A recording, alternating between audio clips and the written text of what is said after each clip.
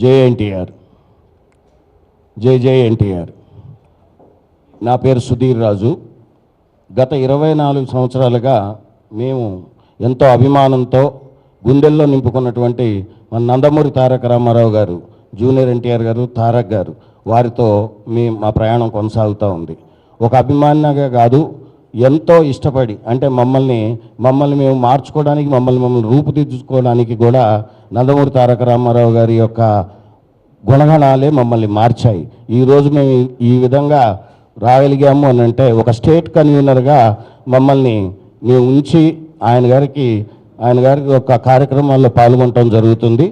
ఈరోజు ముఖ్యంగా మీ అందరి సమయం తీసుకోవడానికి గల కారణం, మీ అందరి ముందు వచ్చి ఎప్పుడూ మాట్లాడని మేము ఈరోజు మీ ముందుకు వచ్చి మాట్లాడటానికి ముఖ్య కారణం, ఒక వ్యక్తి మాతృ సమానురాలైనటువంటి ఎవరికైనా మన ఇంట్లో ఆడవాళ్ళని ఎప్పుడైనా సరే నువ్వు ఢీ కొట్టదలుచుకుంటే మగవాళ్ళతో, నీకు సరి సమానులతో ఢీ కొట్టాలి. అసలు నువ్వనే ఒక వ్యక్తికి నీ 2-3 బజార్ల తర్వాత నీ ముఖం ఎట్లుంటుందో తెలియని వ్యక్తికి ఆ రాష్ట్రంలోనే కాదు దేశంలో ఎంతో ప్రాముఖ్యత పొందినటువంటి ఒక నట విశ్వరూపం మా నందమూరి తారక రామారావు గారిని మాట్లాడి వారి కుటుంబం గురించి మాట్లాడే స్థాయి అనేది. ఆ అమ్మ ఏం చేసింది నీకు? ఆ అమ్మ గురించి ఎందుకు మాట్లాడాల్సి వచ్చింది?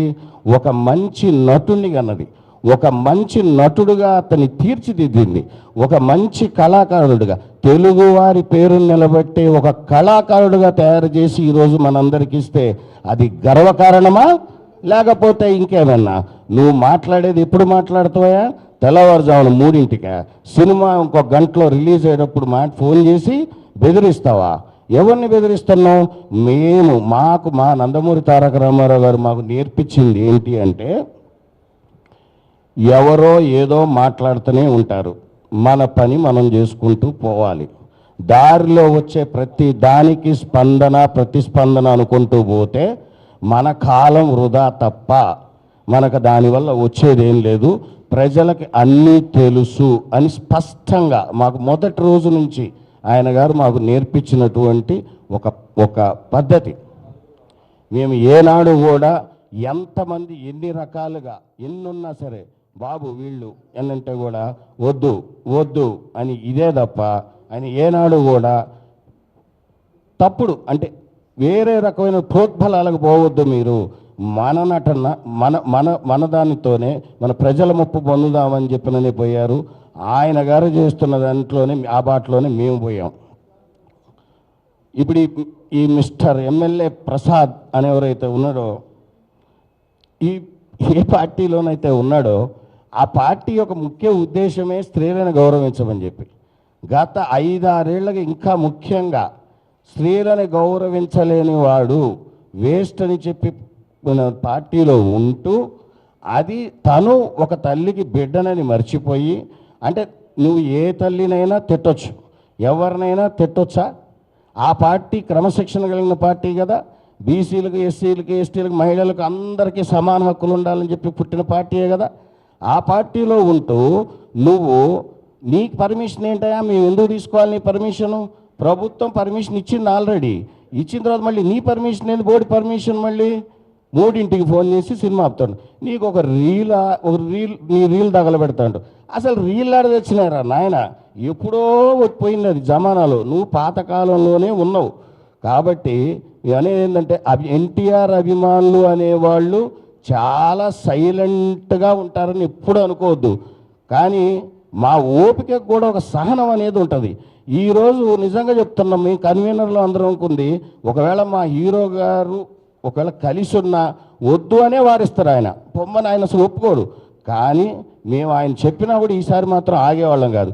ఇక గుర్తుంచుకోండి, చాలు 25 ఏళ్ళు ఆయన్ని ఎన్ని రకాలుగా ఇబ్బంది పెట్టాలనో ఎవడో ఒకడు తల్లా తోక ఉండదు. వాడు 5 ఏళ్ళు ఉంటాడు, తర్వాత పీక్తాడు. ఎడిపోతాడో వాడికే తెలియదు. వీళ్ళందరూ మోపవుతారు. ఎప్పుడు వీడిపోతే ఇంకోడొస్తాడు. ఏనా ఇదంతా? మీరు ఎప్పుడో ఒకటి గుర్తుంచుకోండి, తెలుగుదేశం పార్టీలో ఉంటూ ఒక క్రమశిక్షణ కలిగిన నాయకుడిగా ఉంటే ఉండు, లేదు అంతే. అసలు నువ్వు ఢీ కొట్టలేని వ్యక్తితో ఢీ కొట్టాలని అనుకుంటే మాత్రం ఆ బజార్లో కూడా నువ్వు తిరగలేవు. ఇంకోటి, ఏదో సినిమా వేస్తే కాల్చేస్తా అంటున్నావు. ఏం కాలుస్తాయాను? నీ ఊర్లోనే కాదు, నీ ఊరు చుట్టుపక్కల ఉన్న అన్ని థియేటర్లలో ఈసారి ఎన్టీఆర్ గారి సినిమా పడుతుంది. నువ్వు ఆపు, చూద్దాం. ఆయన మీ ప్రభుత్వం పర్మిషన్ ఇస్తే నీ బోడి పెత్తనం ఏది? మళ్ళీ మధ్యలో నీ పర్మిషన్ ఎందుకు తీసుకోవాలా? ఎవరి కోసం తీసుకోవాలి? మరి ప్రభుత్వానికే చెప్పాల్సి ఉండే, నా ఊర్లో కుదరదు ఎన్టీఆర్ గారి సినిమా వేయొద్దని చెప్పి నువ్వు ప్రభుత్వానికి చెప్పుకోవాల్సి ఉండే. నువ్వెందుకు అభిమాన సంఘాలకు ఫోన్ చేసి బెదిరిస్తున్నావు? This is not right. ఒక పొలిటీషియన్ అనేవాడు యాంటీ సోషల్ ఎలిమెంట్స్ని తయారు చేయకూడదు, సోషల్ యాక్టివిటీని తయారు చేయాలి. అంటే సమాజానికి ఉపయోగపడే చెప్పు నువ్వు ఏదైనా ఉంటే. అంతేగాని పాలిటిక్స్ని సినిమా రంగాన్ని ఎట్లా కలుపుతావు? 25 ఏళ్ళు చలనచిత్ర రంగంలో మా హీరో గారు ఎన్నో ఆటుపోట్లు ఎదుర్కొని ఆ స్థాయికి వచ్చారు. కాబట్టి ఆయన గారు ఆ రోజు వార్ 2 ఫంక్షన్లో ఏం మాట్లాడారు అసలు నువ్వు విన్నావా? అసలు పూర్తిగా అది పూర్తిగా జ్ఞానంతో వినాల. ఆయన ఎన్ని ఒడిదొడుగులు ఎదుర్కొని వచ్చాడన్నది చెప్పాడు తప్ప వేరే ఎవరిని ఉద్దేశించి ఆయన మాట్లాడలేదు. మీరు దాన్ని వక్రీకరణ భాషలో ఇదేదో దీంతో ఒక దెబ్బతో ఇండియాలో ఫేమస్ అయిపోదామని, స్వామి అది కుదరదబ్బా. అది ఎన్టీఆర్ అనే వ్యక్తి పలు భాషల్లో, పలు రాష్ట్రాల్లో, పలు దేశాల్లో చాలా ప్రముఖమైన నటుడు. ఆయన ఇచ్చే సందేశం కోసం ఎదురు చూసేవాళ్ళు చాలామంది ఉన్నారు. అలాంటి గొప్ప వ్యక్తితో ఈ భూత పురాణం అనే ప్రసాద్ ఏమిటి మాట్లాడతాడు? ఇప్పుడు మా అందరం కోరుకునేది ఒకటే అండి, ఈ మిస్టర్ సోకాల్డ్ ప్రసాద్ ఎవరైతే ఎమ్మెల్యే ఉన్నాడో ఆయన గారు ఏదో ముందు మాట్లాడేసి రాత్రిపూట తెల్లారుజామున అది జోష్లో మాట్లాడిండో ఎట మాట్లాడిండో ఆ 3 కంటే అది మీరే అర్థం చేసుకోండి. నెక్స్ట్ డే ఏదో ఒక బెడ్రూమ్లో కూర్చొని ఒక సెల్ఫీ వీడియో తీసేసి పెట్టేసి నా పని అయిపోయిందని చేతులు దులుపుకుంటే కుదరదు. మీరు బహిర్గతంగా అందరు ప్రెస్ వాళ్ళని పిలిచి, ఎన్టీఆర్ అభిమానులను పిలిచి, అక్కడ బాధ్యుల్ని పిలిచి, మీరు ఎవరికైతే ఫోన్ చేసి బెదిరించారో ఆయన్ని పక్కన కూర్చోబెట్టుకొని మీరు క్షమాపణ చెప్పండి. ఇక ఇంతే, ఎన్టీఆర్ ఫ్యాన్స్ని ఏమన్నా వాళ్ళు సైలెంట్గా ఉంటారు అంటే ఇక అయిపోయింది. 25 ఏళ్ళు ఎదురు అయిపోయింది.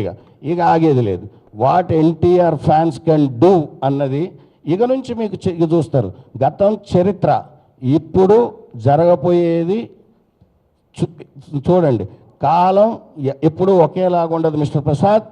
మీరు క్షమాపణ అనేది 2-3 రోజుల్లోనే తెలియపరచకపోతే మేమైతే అభిమానులు మేము ఆపాలనుకునే వాళ్ళు ఎంత ట్రై చేస్తున్నా చాలామంది ఆగలేని పరిస్థితుల్లో ఉన్నారు, తట్టుకోలేవు.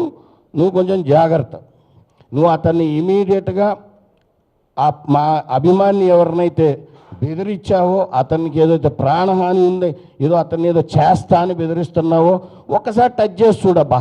థియేటర్లో కాల్ చేస్తా అన్నావు, అసలు నీకు దగ్గర ఎన్ని ఉంటాయి అబ్బా? థియేటర్లో ఎంతమంది ఉంటారబ్బా? నువ్వు ఎవరి మీద పోగలుగుతావబ్బా? ఒక థియేటర్లో ఎన్ని సీట్లు ఉంటాయి తెలుసా నీకు? అసలు ఒకటండి, జరిగిన దానికి క్షమాపణ చెప్తూ అతని యొక్క వంకర బుద్ధికి, అతనికి సంస్కారం లేదు, తల్లిదండ్రుల పట్ల గౌరవం లేదు. నాకు తెలిసి వాళ్ళ ఇంట్లో వాళ్ళు కూడా తిట్టుంటారు ఇది జరిగిన తర్వాత.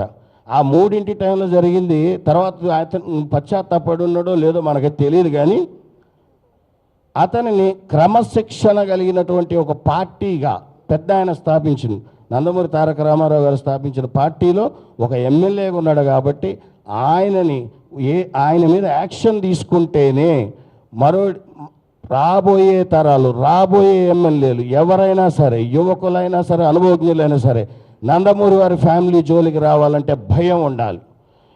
నువ్వు అదే నందమూరి వారు స్థాపించినటువంటి పార్టీలో అదే జెండా నీడలో ఎమ్మెల్యే అవుతారు, మంత్రులు అవుతారు, కానీ వాళ్ళ కోడలను తిడతారు, కొడుకుని తిడతారు, మనవాళ్ళని తిడతారు. ఇది ఎక్కడ న్యాయం అండి?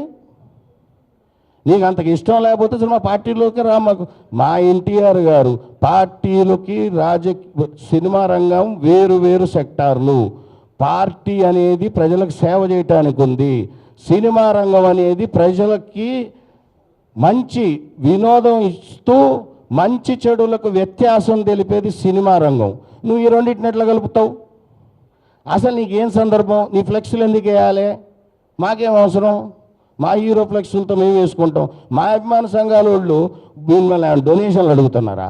వాళ్ళు కష్టపడి సంపాదించిన దాంట్లో హీరో మీద ఉన్న అభిమానంతో వాళ్ళు తిని తినక వాళ్ళు ఏదో అభిమానం. మీకు ఇంకో విషయం చెప్తున్నానండి, ఏనాడు కూడా మా హీరో గారు మీరు బాగుండాలి బాగుపడాలని చెప్తుంటాడు తప్ప మీ ఇంట్లో డబ్బులు తీసి ఖర్చు పెట్టొద్దు, నా కోసం చేయొద్దు, ఒక పాల ప్యాకెట్ కూడా తీసి పాలు పోయొద్దు అని చెప్పే వ్యక్తి. అంత మంచి వ్యక్తిని పట్టుకొని అతని పని అతను చేసుకుంటూ పోతూ ఉంటుంటే మీరందరూ ఒక చీడ పురుగుల్లాగా మధ్యలో వచ్చేసి ఇందులో భావాలు వేరే వేరే రకమైనటువంటి పదజాలాలు వాడుకుంటూ మొత్తాన్ని సమాజంలో ఉన్న ఒక కల్మషం లేని మనిషి యొక్క జీవితంలోకి అనవసరమైన సంఘటనలన్నీ తీసుకొని వస్తున్నారు. ఇది పూర్తిగా ఖండించదగ్గ విషయం. మిస్టర్ ప్రసాద్, నువ్వు ఇప్పుడు ఏడనో మాకు తెలియదు. నువ్వు అనంతపూర్లో ఉన్నావా, విజయవాడలో ఉన్నావా, హైదరాబాద్లోనే ఉన్నావా మాకు తెలియదు. మీరు ఫస్ట్ ఇమీడియట్గా ప్రెస్ మీట్ పెట్టి మా హీరో గారి అమ్మగారికి మీరు బహిర్గతంగా క్షమాపణ చెప్పాల్సిందే. నేను ఒకటి చెప్తున్నా, ఇంకొక చిన్న మాట గుర్తుంచుకో మిస్టర్ ప్రసాద్.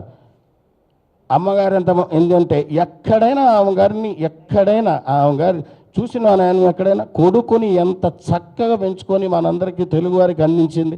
అలాంటి తల్లిని పట్టుకొని నువ్వు అంత పెద్ద పెద్ద మాటలు ఎట్ట మాట్లాడుతావా? నువ్వు అసలు నీకేం సంబంధం అసలు ఆ కుటుంబంతో మాట్లాడితే? మళ్ళీ నేను నందమూరి వాళ్ళ నారా వాళ్ళకి ఫాలోవర్ అని అంటావు. నువ్వు ఫాలోవర్ అయ్యిండి ఆ ఇంట్లో వాళ్ళని తెచ్చుకుంటూ పోతున్నావు నువ్వు. ప్రసాద్, ఈ క్షమాపణ చెప్పండి, లేకపోతే నీకు మా తోటి కన్వీనర్లు మీ అందరు ప్రణాళిక చేసుకున్నట్టుగా నీ ఇల్లు ముట్టడించడం అయితే మాత్రం ఖాయం. పార్టీ వారికి కూడా పెద్దలకు ఒక విన్నపం, గతంలో కూడా చాలామంది నాయకులు మా నందమూరి తారక రామారావు గారి గురించి దుర్భాషలు ఆడినా మేము దాన్ని ఎంతో సహించి ఓపికతో మేము ఏం మాట్లాడకుండా ఉన్నాం. కానీ దీనికి దేనికైనా ఒక ఎండ్ అనేది ఉంటుంది. ఈ విషయానికి ఎండ్ అనేది లేకుండా పోతుంది. మన పార్టీలో ఉంటూ మన ఎమ్మెల్యే అయ్యిండి మహిళలకు ఎంతో గౌరవం ఇచ్చే పార్టీ అని చెప్పుకొని మన దాంట్లోనే ఇలాంటి విషయాలు రిపీట్ అవుతున్నాయి. కాబట్టి ఒకళ్ళపై చర్య తీసుకుంటే ఇది ఇకపై ఎవరు ఎలాంటి వాటికి దుస్సాహసానికి పాల్పడరు అన్న ఒక దీని విషయంతో మీకు దయచేసి మీ అందరికి రిక్వెస్ట్ చేసేది ఏంటంటే పార్టీ పెద్దలకి దీనిపై క్రమశిక్షణ చర్య ఇమీడియట్గా ప్రసాద్ గారి పైన తీసుకోవాలని చెప్పి మా నందమూరి తారక రామారావు గారి అభిమానుల తరఫున మేము అక్కడ లోపల ప్రభుత్వాన్ని మేము రిక్వెస్ట్ చేస్తున్నాం. ప్రసాద్ గారు ఇంకోటి గుర్తుంచుకోండి అండి, me not only in Andhra, Telangana కాదు, నార్త్లో కాదు, ఒక్కసారి కదిలిందా సైన్యం, ఎన్టీఆర్ సైన్యం పవర్ ఏంటో గతంలో ఒక 15 ఏళ్ల క్రితం అందరికీ తెలుసు. 18 ఏళ్లకే ఇండస్ట్రీలోకి వచ్చి ఏమేం చేసిండ్రో ఆయన మీకు తెలుసు. ఆయన ఎన్ని ఆయన ఎంత మోల్డ్ చేసుకున్నాడో మీకు తెలుసు. మా అభిమానులు కూడా అంతే తయారు చేసిండు. కామ్గా ఉన్నాం, let us full stop for everything. దీనికి ఒక ఎండ్ కావాలి అంటే ఐదర్ ఆయన్ని సస్పెండ్ చేయండి లేదా మా ప్రణాళిక మాకుంది.